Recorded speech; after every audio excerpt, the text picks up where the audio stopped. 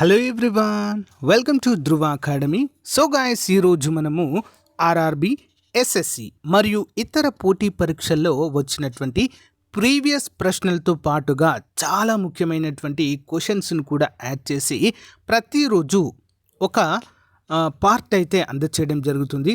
Top 10,000 ఎంసీక్యూస్లో భాగంగా ఈరోజు 9వ పార్ట్ని మనము డిస్కస్ చేసుకోబోతున్నాము. ప్రతి వీడియోకి పీడిఎఫ్ కూడా ఉచితంగా అందజేస్తున్నానండి. వీడియో డిస్క్రిప్షన్లో ఉంటుంది, అందరూ కూడా డౌన్లోడ్ చేసుకోండి. అంతేకాకుండా ఇప్పటి వరకు మన ఛానల్కి సపోర్ట్ చేస్తున్నారండి చాలా వరకు కూడా. అంతే కూడా ఇక రానున్నటువంటి క్లాసెస్ కూడా చాలా బాగుంటాయండి. సో దానికి కూడా సపోర్ట్ చేయాలని కోరుకుంటున్నాను. ప్రతి ఒక్కరు కూడా చిన్న లైక్ చేసి వీడియోని స్టార్ట్ చేయండి. ఎవరైనా సీరియస్ ఆస్పిరెంట్స్ ఉన్నట్లయితే, ఎస్ఎస్సి, ఆర్ఆర్బి ఉద్యోగాలకు ఆర్పిఎఫ్ ఉద్యోగాలకు ప్రిపేర్ అవుతున్నట్లయితే మన యాప్లో కోర్స్ ఉందండి, వెంటనే తీసుకోండి. చాలామంది తీసుకున్నారు, పాజిటివ్ రెస్పాన్స్ అయితే చాలా బాగుందండి. ఓకేనా, మీరు కూడా డెమో క్లాసెస్ విని వెంటనే తీసుకోండి. App link in video description. So late చేయకుండా కంటెంట్లోకి వెళ్దాం. Question number 1.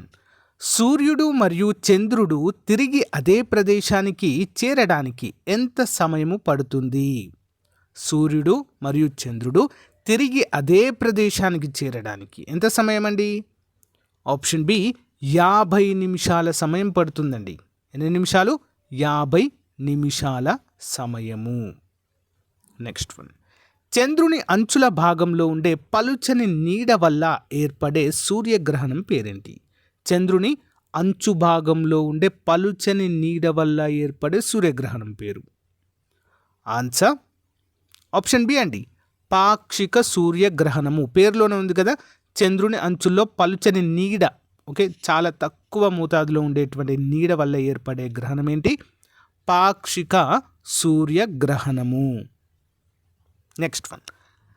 సాధారణంగా గ్రహాలు ఏ దిక్కు నుండి ఏ దిక్కు వైపు తిరుగుతూ ఉంటాయి? ఏ వైపు నుంచి అండి? ఆప్షన్ సి, పడమర నుంచి తూర్పు వైపుకు తిరుగుతూ ఉంటాయి. మన భూమి కూడా ఏ వైపు నుంచి తిరుగుతుందండి? పడమర నుంచి తూర్పుకే తిరుగుతుంది.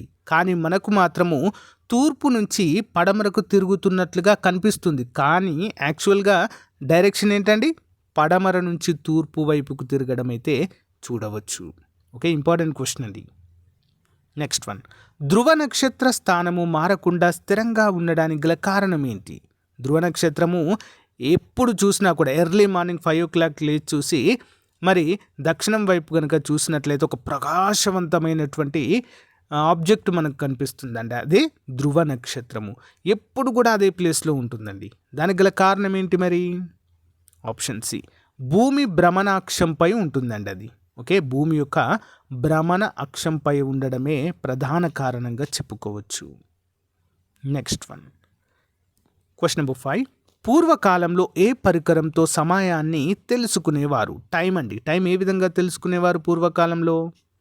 ఆన్సర్ ఆప్షన్ సి, నీడ గడియారం అండి. నీడ, సూర్యుడి నుంచి వచ్చేటువంటి వెలుతురు ఆధారంగా సో నీడ ఎటువైపు పడితే అటువైపు సమయాన్ని తెలుసుకునేవారు మన పూర్వీకులు. ఓకే, క్రింది వాటిలో సౌర కుటుంబంలో లేని ప్రాంతం ఏది? మన సౌర కుటుంబంలో లేని ప్రాంతము. గ్రహాలు, ఉల్కలు, తోకచుక్కలు, గెలాక్సీలు. ఆప్షన్ డి, గెలాక్సీలు లేవండి. మన సౌర కుటుంబమే ఒక గెలాక్సీలో ఉంటుంది. ఓకేనా, మన సౌర కుటుంబంలో ఇంకో గెలాక్సీ ఉంటుందా? ఉండదు. మన సౌర కుటుంబాన్ని ఏ పేరుతో పిలుస్తామండి? కామెంట్ చేయండి ఎవరికైనా తెలిస్తే.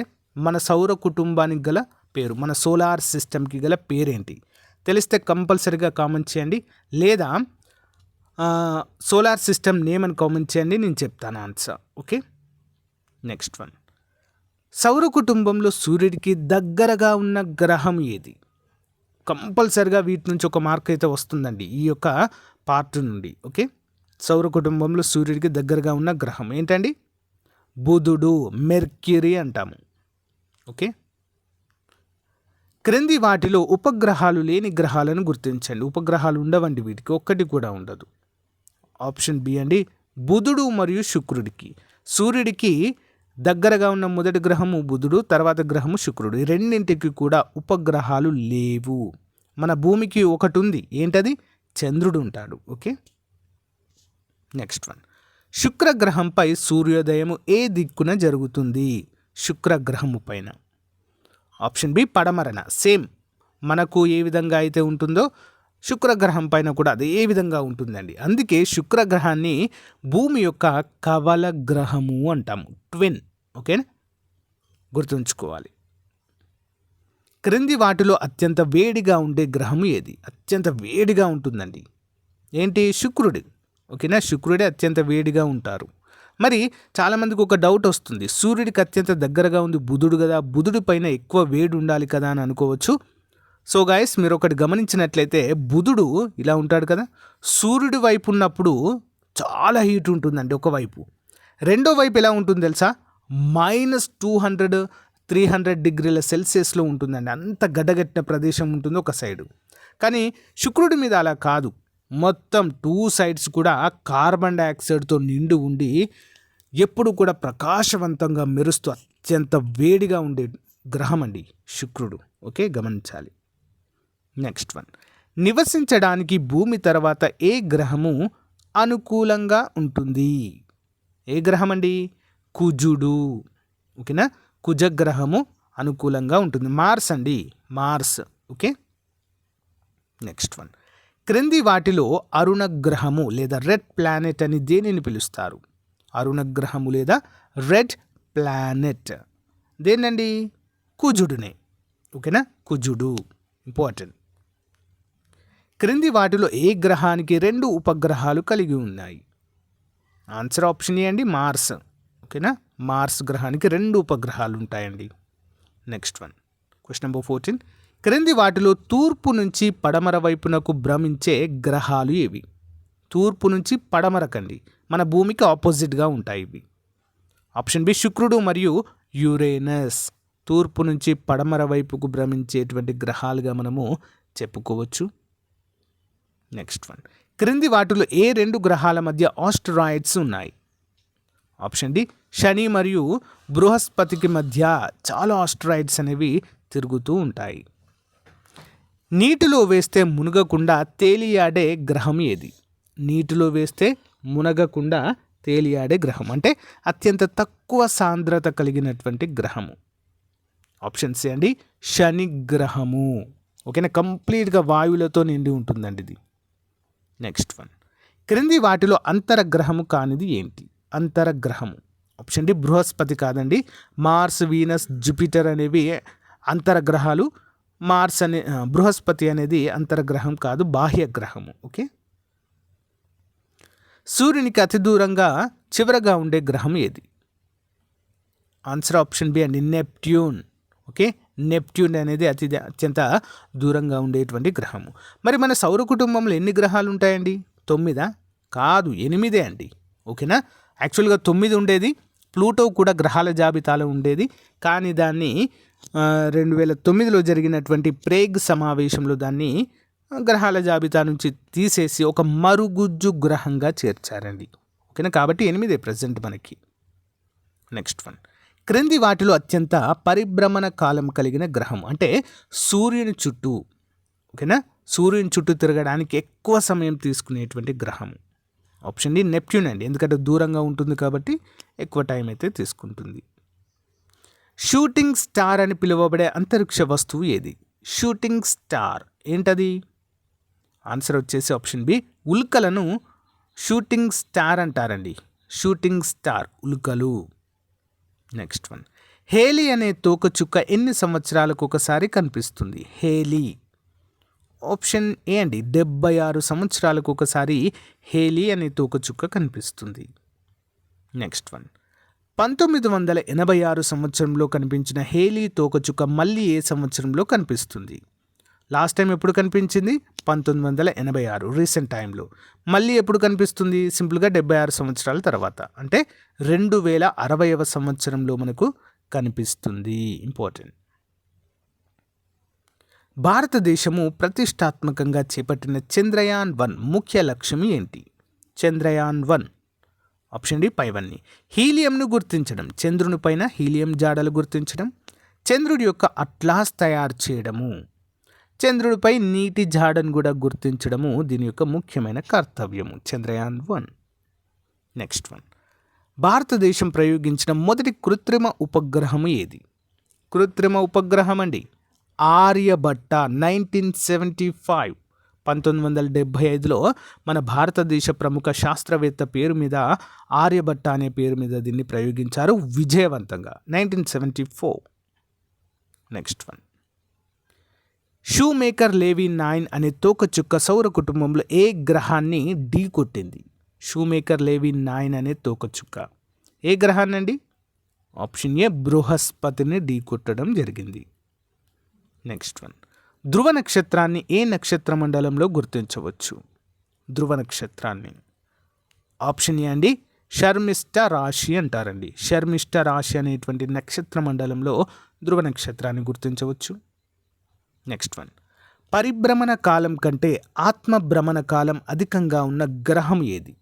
పరిభ్రమణ కాలం కంటే ఆత్మభ్రమణ కాలం అధికంగా ఉండేటువంటి గ్రహము ఆప్షన్ ఏ అండి శుక్రుడు అండి. అంటే పరిభ్రమణం అంటే ఏంటి?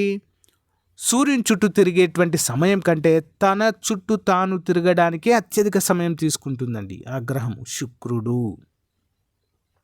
నెక్స్ట్ వన్, తోకచుక్కలు సూర్యుని చుట్టూ ఏ విధంగా తిరుగుతాయి? తోకచుక్కలు సూర్యుని చుట్టూ ఏ విధంగా తిరుగుతాయి?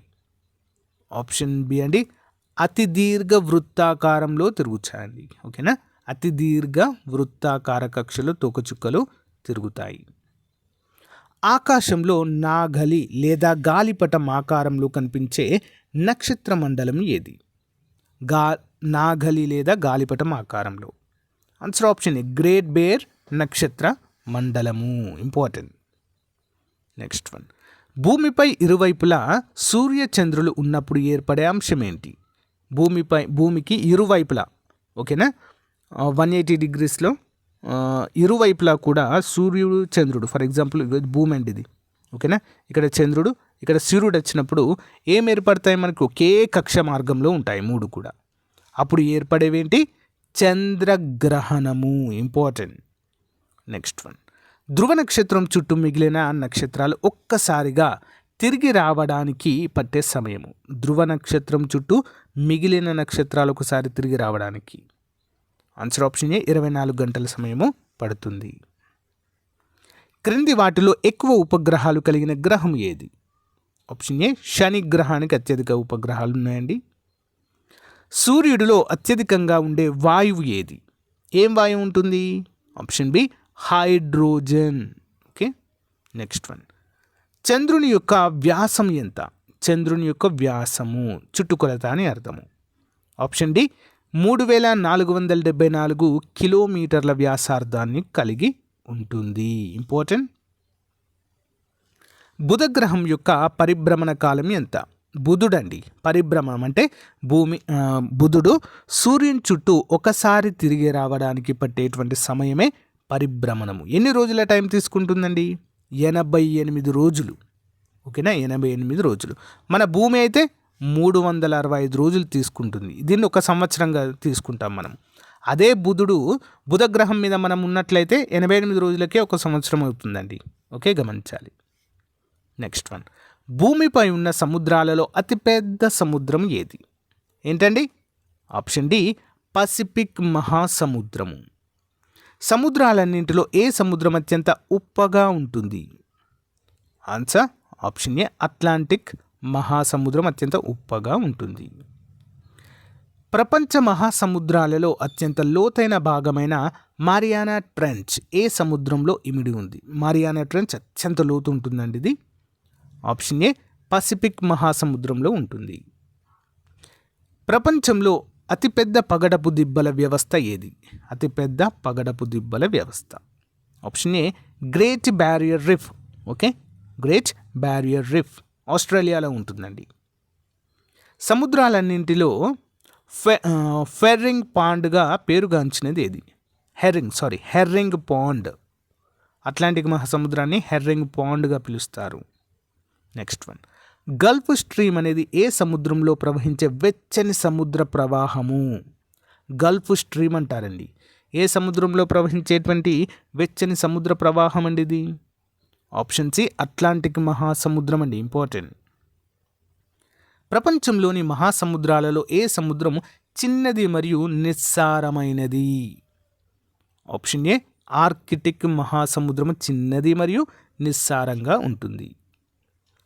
నెక్స్ట్, సర్గాసో సముద్రము విలక్షణమైన తేలియాడే సముద్రపు పాచికి ప్రసిద్ధి చెందిన సముద్రం ఏంటి? సర్గాసో అనేటువంటి విలక్షణమైన తేలియాడే సముద్రపు పాచికి ప్రసిద్ధి చెందిన సముద్రం. ఆప్షన్ ఏ అట్లాంటిక్ సముద్రము. అధిక భూకంప మరియు అగ్నిపర్వతాల వల్ల ఏర్పడే రింగ్ ఆఫ్ ఫైర్ ఏ సముద్రంలో కనబడుతుంది? మోస్ట్ ఇంపార్టెంట్ క్వశ్చన్ అండి. రింగ్ ఆఫ్ ఫైర్ ఇక్కడ పసిఫిక్ మహాసముద్రంలో అండి. అత్యధిక భూకంపాలు వస్తాయి, ఇక్కడ అగ్నిపర్వతాలు ఏర్పడతాయి, సునామీలు వస్తాయి.